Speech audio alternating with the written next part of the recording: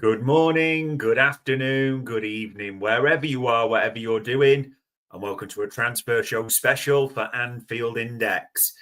It is Wednesday, the 12th of November. It's under 2 months until the January transfer window opens. Will Liverpool sign anyone? Because crazily enough, having spent 450 million-ish in the summer, despite recouping a healthy amount, there's still real questions, isn't there, about what's needed and maybe what's lacking with this squad as ever. I'm your host, Dave Davis, coming to you from, it's clear skies and there's a bit of sun in Edinburgh, but it isn't the warmest. So fingers crossed, wherever you are in the world, it is quite nice. Quite a bit of different, players, things that we can analyse here with the transfer window coming up. But probably the place to start is with the head coach. Now, you're going to see this different. You'll be entrenched probably in your opinion, no matter what I say or what I discussed here. Arne Slot and his future. It's not been a good season for Liverpool. It's not been a good season for the Dutchman, hasn't it? And especially on Sunday, where he admitted quite honestly, he was outgunned by Pep Guardiola, wasn't he? In a 3-0 drubbing it, it's fair to say. We didn't get anything. We didn't deserve anything from this game.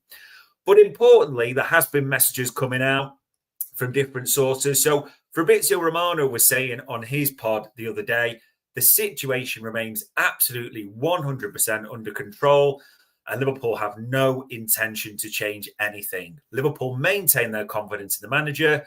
There is no contact with any other agent or representative of a different manager. Liverpool keep backing the manager Arne Slot. Liverpool keep supporting the coach. Liverpool keep believing Arne Slot is the right man for the job. Pretty unequivocal there, really, isn't it? There's not many wiggle room in that, you could say.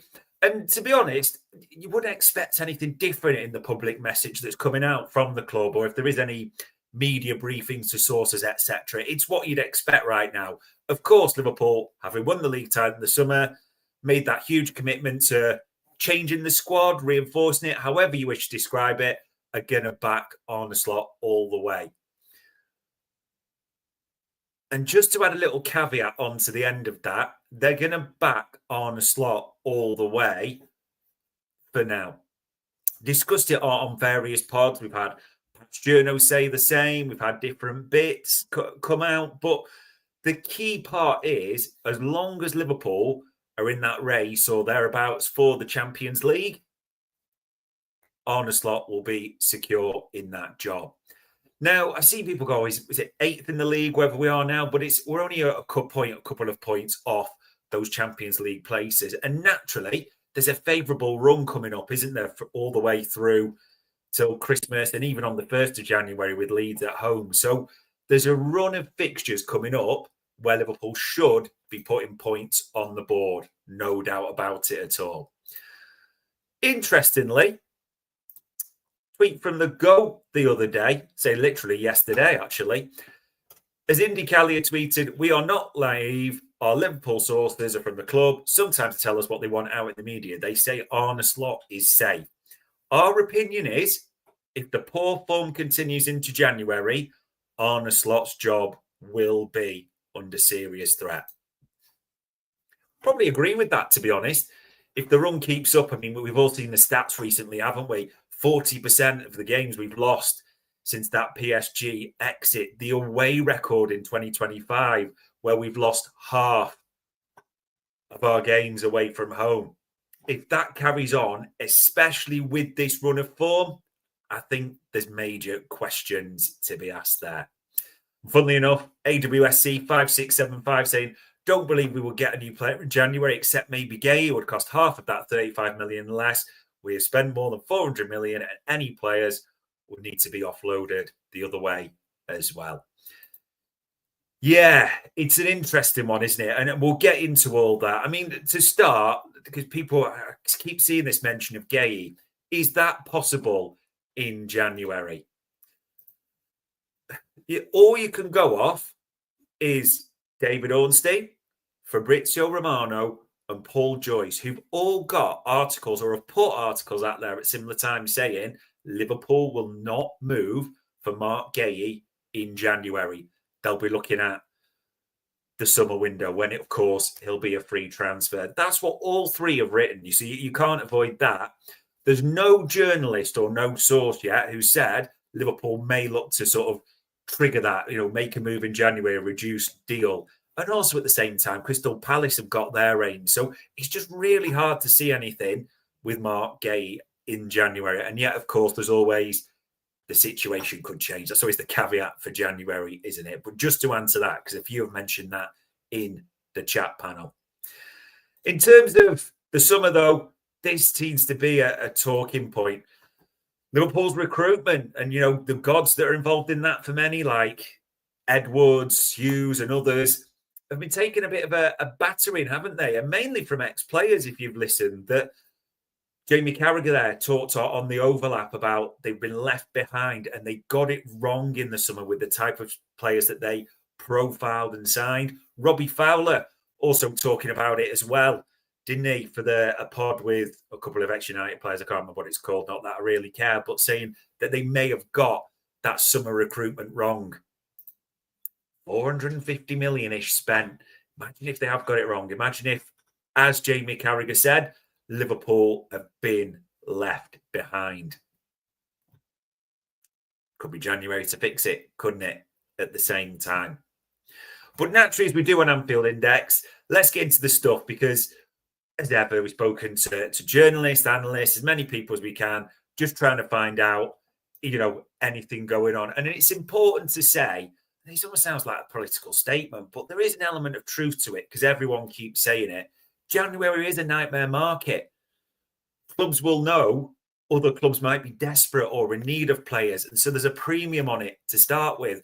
It's also, as people keep saying, World Cup year at the same time, which makes it difficult because players are not going to want to move mid-season, ideally, to disrupt those World Cup chances unless they're out aside and needing to play to get into a World Cup team. So all those do make it difficult. But as you're going to counter at the same time, Liverpool have done some unbelievable business when you look historically in January, haven't you? A Sturridge, a Coutinho, Mascherano, you can go back. There's been some unbelievable buys in January. So that does come into the consideration as well. But start with what we've been digging around in. And it really is mixed contract news on this one. Now, this was cleverly placed the other day, and I think you can probably guess, we got this info, who's put this. According to the Spanish newspaper AS, Man City and Real Madrid want to sign Dominic Szoboszlai in the summer. And also, as we've seen in the last week or so, as Fabrizio Romano told us, talks are advancing and progressing between Liverpool and Dominic Szoboszlai over a new contract. There is no agreement yet. Now, let's just think a second. If Dominic Szoboszlai and his team were wanting to get a new contract, which, seems very possible, Liverpool are wanting to, extend that because of the time he'll have left to go. And fair play to Dominic Szoboszlai. He's been world-class this season, hasn't he? Easily our best player of the year so far. If Liverpool are offering, call it a low-ball amount or amount below naturally what they're looking for, as negotiations always are, what could maybe help a little bit, just nudge it on? And for the record, I believe wholeheartedly that if he were to be available, he isn't. The likes of your Cities, Reals would be interested in Dominic Szoboszlai, but let's just call it a strategically placed article and bits that way at the same time as well. So yeah, all the info is Liverpool are trying to do a deal with Dominic Szoboszlai. Important to say though, it won't come cheap. And the reason it's not going to come cheap is Mo Salah, Virgil van Dijk, they've renewed on astronomical money, haven't they? So that's been a marker in the sand. And also Cody Gakpo did a renewal at the same time. And from digging around, suggestions that Cody's renewal was in excess of 225 grand a week. So, that, I don't know if you say that's a starting point for Szoboszlai, but different players, different areas. But in terms of importance to the squad right now, Szoboszlai streaks ahead of Gakpo, isn't he? So that will come into the decision-making as well. And then speaking of strategically placed stories. It was funny how strategically there were stories about interest in Ryan Gravenberch from the two Spanish clubs as well. You probably caught that at the same time. As at the same time, Fabrizio Romano put out Liverpool working on new deals for Ryan Gravenberch as well. It's in the early stages with some conversations. And Gravenberch admitted, didn't he, at that Champions League press conference that no official talks had started, but, happy here. And of course, it's the way things work, isn't it, people? Liverpool are clearly trying to do new deals for Szoboszlai and Gravenberch. All of a sudden, stories appear that other clubs may be interested. You can join the dots on these, can't you? Quite easily. Maybe the other contracts that are a bit more prevalent, and I think there is mixed news, and it depends how you take this a little bit. It's important to say with Ibu, speaking to the patch journalists as we do, the various bits, there's nothing really coming out from the UK side or the patch journal side. It's very much that sort of message that, well, there's nothing happening, or when something does happen, shall we say, then there'll be news and stories. But this keeps bubbling up from France, doesn't it? And as it says on the screen there, Liverpool have presented a new contract offer to Ibu. No agreement has been reached yet, but Liverpool are confident. It's a weird one, isn't it? Because I still feel there's an air of inevitability of what's going to happen with Ibu. And, Real Madrid, PSG have been mentioned, but then the water's got muddied a little bit maybe in recent weeks with talk of Real prefer Upamecano and other players that, Konate's moved down the pecking order. Bayern Munich were linked with him at the same time as well. PSG is still said to be in the mix. The thing is with this, again, nothing concrete. You can talk to people, but no one's definitively got, there's 100% a contract offer on the table for Ibu Konate. On the UK side, it's pretty quiet, mouse fart quiet type of thing. This is going to sound harsh, but in his current form right now, and I don't think it's all his fault, the tactics, the way we're playing, I don't think I want Ibu to stay. Just to be crystal clear, of course, I want Ibu to stay. I think, it'll give us more options. And on his day, he can be brilliant, can't he? But we've not seen many of those days this season, whether he's been helped or not. We've seen a lot of bad decisions from Ibu as well. If Ibu is to go, and that's a strong possibility right now, I'm not sure it's quite the loss it would have been seen as at the start of the season. Yeah, 100% I want him to stay. But again, in that, for the right money, Ibu is not a player for me we should be breaking a wage structure for. He isn't in the, a Van Dijk, Salah, Szoboszlai, and, different discussions there. But yeah, it's just a bit difficult to see too much with Ibu right now. Again, it also needs to be coming from the French side. That's important to say. Chasing it on the UK side, no one really seems to have anything. In terms of players that could leave as well, Andy Robertson showed his class here in this one. You may have seen it as he talked about on international duty because of his contract. Everyone was bored of talking about Mo, Virgin Trent, but my relationship with the club is wonderful. They've done everything for me and my family. I've not been too bad for them for 8 million and what I've done. Whatever happens will happen, and I'm relaxed about the situation. If it is my last year, it's my last year. If it's not, then so be it. I think more telling anything, there's been no talks between the club and Robbo, and no one expects there to really be any talks between Robbo and the club. I understand people will say, Kirkes, he's relegated him to the bench and different bits, but Robbo is now 31. There's a lot of miles on the clock. We've seen that steady decline in recent years, so that's going to come into the mix. And by the way, this isn't to denigrate a player at all who's been world class in his pomp, an absolute bargain and a half at 8 million or so from Hull. A great player, great leader, great character. That's why he's been chosen to be the vice captain as well. But 99.99% certain Robbo departs at the end of the season. In brass tacks as well, Liverpool want him to eventually be the second choice left back. And you're not going to be paying the money that Robbo, understandably with his pedigree, is after for that. And I will say on this, Robbo's done him a big favour here with that sort of statement that he's put out, or the answer he gave, because he's kind of given the club a good, they've got good value from me, I've got good value from them. I'm relaxed about the situation. He's not done a whole I'm surprised I haven't been offered. He's played a blinder there, and he's shown a bit of class, I would say, for the club, Robbo, like you'd expect him to. But that's one player who you are pretty certain is leaving at the end of the season.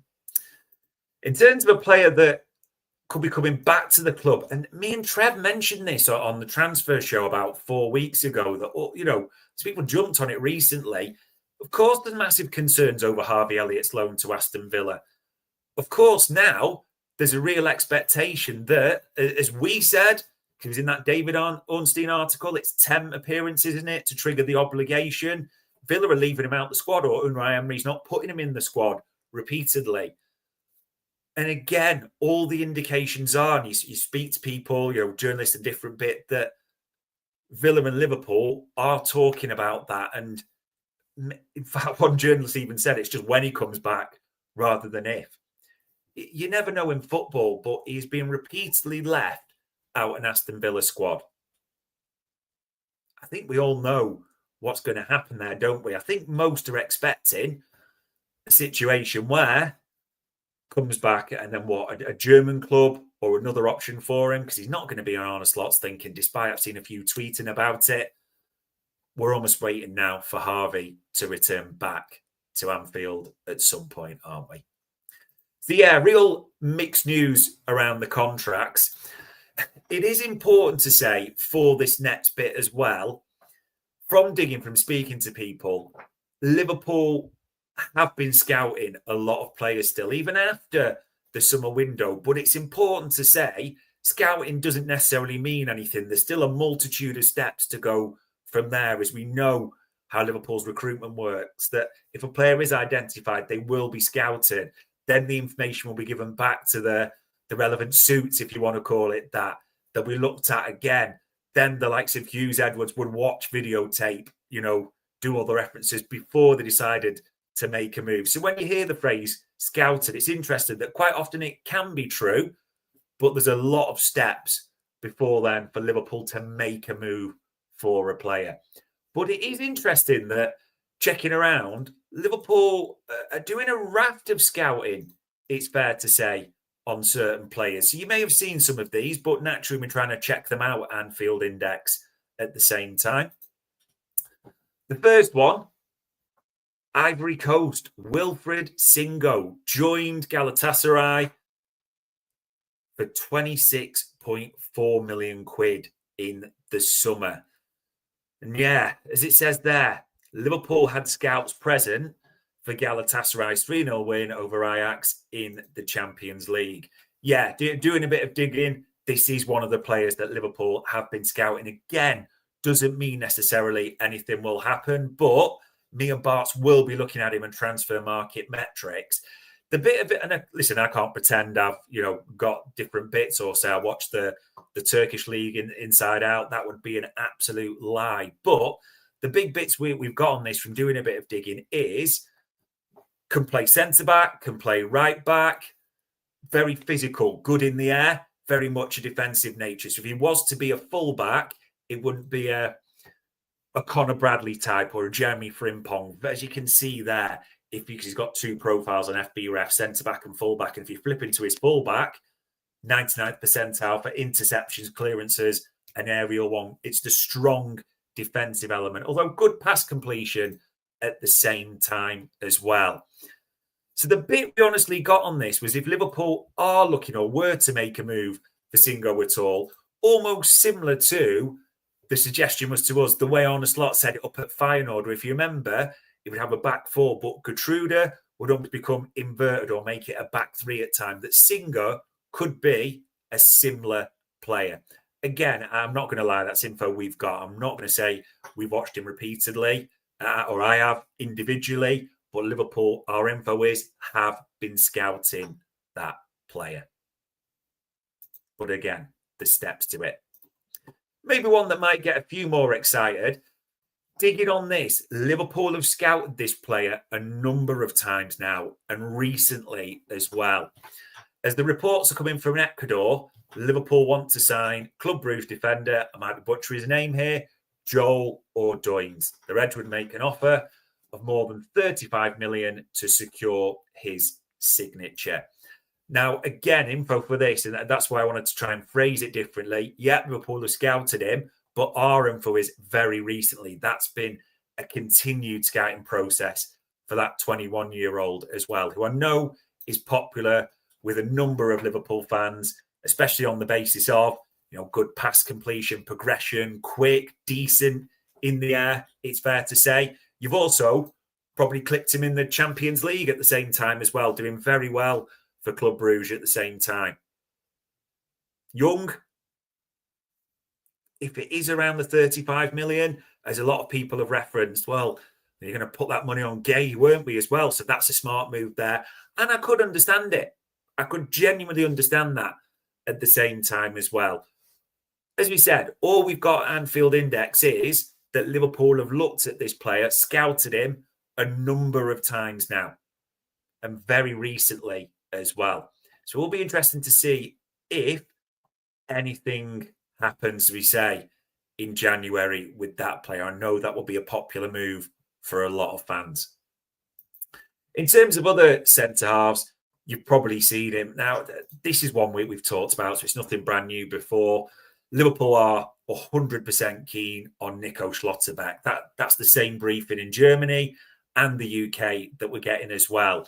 The big thing about Schlotterbeck right now is it seems all the indications are, and we spoke to a few Bundesliga journos, you probably work it out because they've been on our shows before as well, but saying that all the noises from Germany are that Schlotterbeck isn't keen, isn't looking at signing a new deal with Dortmund, mainly because he also knows who's interested in him, especially Bayern Munich and ourselves at the same time as well. Now, that'll prompt mixed reaction from some, because some will look and say, yeah, look at his aerial stats, his progression, left-footed, all the various things that I'm sure you would see make Schlotterbeck a tick in the box. Others will counter with, Lord, on left-footed, Virgil plays on that side, not the one for me. Injury record at the same time as well. The big thing that we've got from the Bundesliga sign as well, is it's almost a weird little triangle at the moment as in terms of who might be looking, because Bayern Munich are interested in Schlotterbeck, but there's that question mark around Dayot Upamecano, isn't he? And will he renew? So that's connected there. And, German journalists were telling us that if Upamecano does renew, that probably reduces the chances of Schlotterbeck getting a deal he'd be looking for. And he is a German international. He's got pedigree as well. All the suggestions are that, we've been told he's looking for, as you understand, good money. Because when you've got a year left to go in the summer, when you've got the pedigree he's got, maybe if he has a good World Cup as well, that can increase his chances of upping those wage negotiations, shall we say. But Liverpool are very interested in Nico Schlotterbeck, is our info. But again, it's important to say, chances that, and it's unanimous across the board we're getting, chances in January, minimal, pretty much non-existent, because it is World Cup year. Nico Schlotterbeck is not going to be looking to move in January when it's World Cup year, isn't he? Got better options if he waits till the summer, and it's probably better for his football that way. This one is, I don't know if this is, people say fact, people say fiction, dream, reality. I think there is a bit of dreaming here, but you've probably seen this one as well. Liverpool have been told that Alessandro Bastoni could be ready to move in 2026. Now, there's a couple of things on this. Number one, you can make your own judgment on the source. I'm not going to cast any aspersions. You can decide on that. The second thing to say is we mentioned this again in the summer on the transfer show, that since he's come back, Richard Hughes, let me phrase that a different way. Richard Hughes is a massive admirer of Bastoni. However, from initial, chats in the summer, Bastoni's camp, as we said, made it clear that they wanted to stay in Italy. They weren't tempted by that move to the Premier League at all. That was where the player wanted to play. So if that is to change, it's not going to change before the summer, isn't it? And, World Cup year, of course, that's not going to be in January at all. But how much would it be to get Bastoni to Anfield? A king's ransom. And do we honestly think we would be the only ones in for Bastoni? I think this is just starting to drift into a dream. But we had dreams in the summer and some became a reality. Maybe not the reality we wanted. So we'll see if anything develops on that. Now, in terms of probably the most exciting bit we've got in the transfer show, this is it. A player Liverpool are having a serious look at. And I've seen this player a few times. Just in case this does go dead on the audio bit, we've been copyrighted, but it's just a bit sexy. So let's just have a look at 10 seconds or so of a player doing his thing.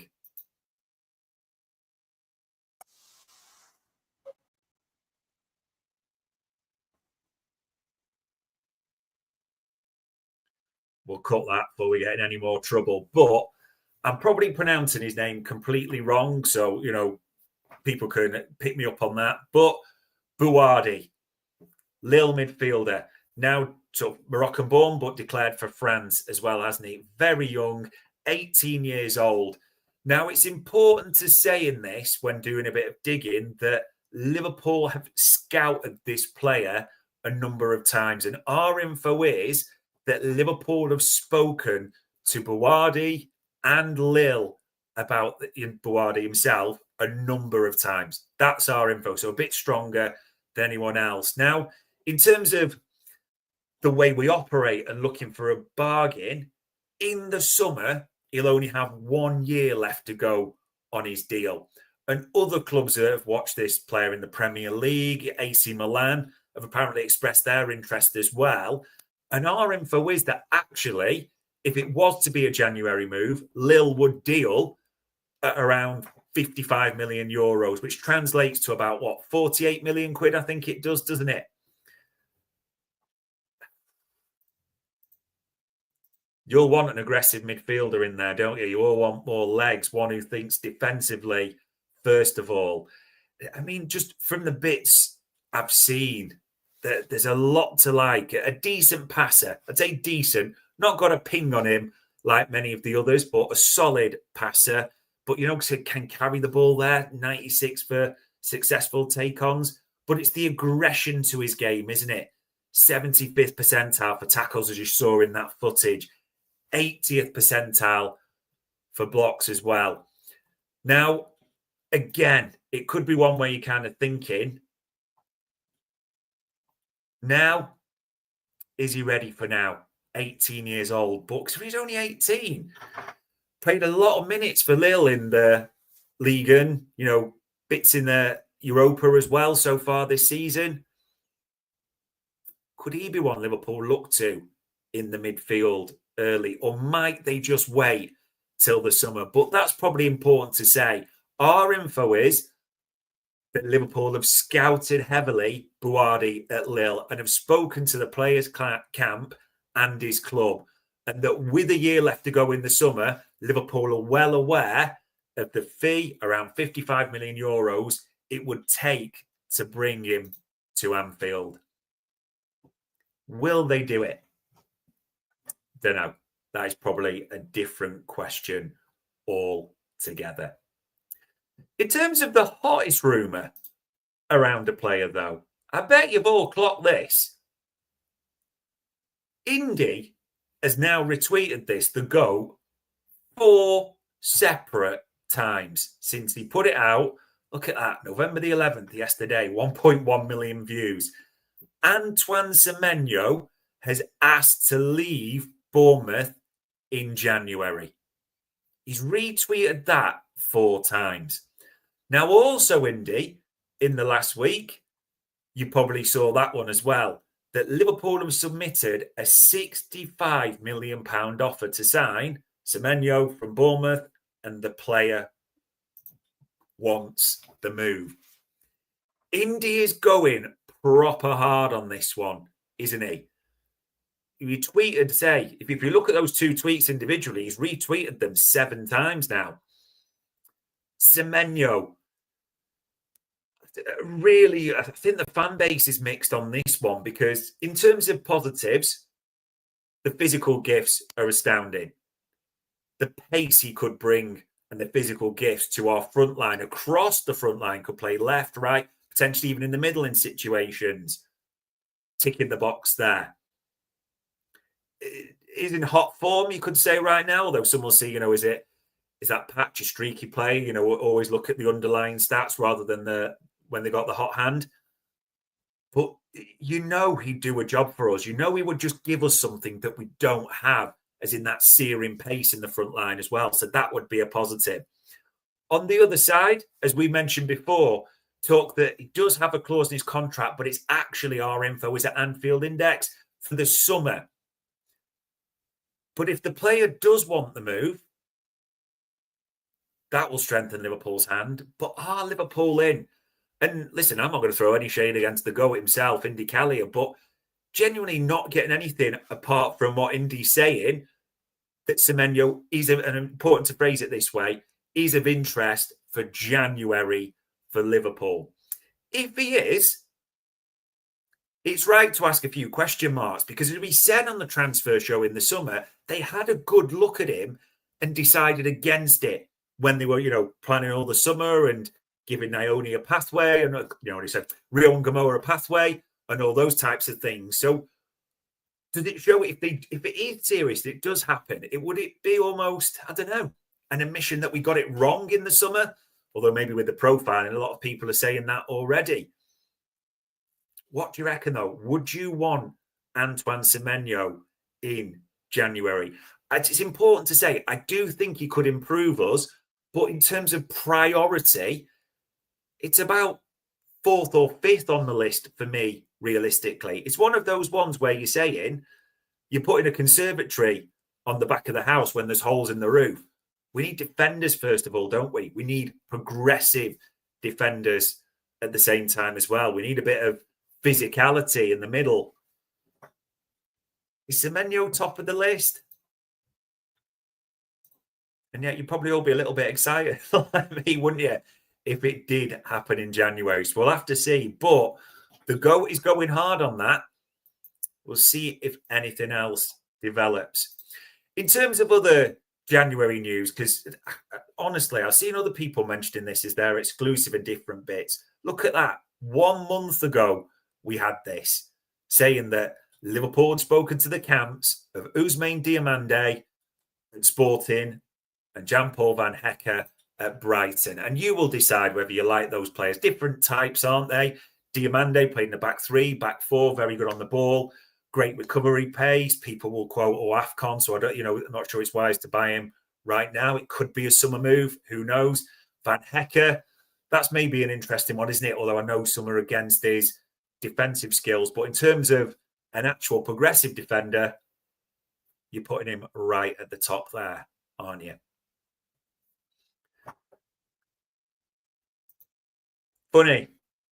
YNWAX times 20, they're saying wanting a centre-back, DM, right-back, and then a left winger, which probably puts Semenyo about 4th or 5th, doesn't it, realistically, in terms of the priorities. But Indy will not stop retweeting it, will he? So there we go, people. Genuinely, there's a long way till January, but anyone who doesn't believe Liverpool are looking at their options now, come on. Do we think they'll do anything? The market is against them. But they are looking. There's things to resolve, isn't there?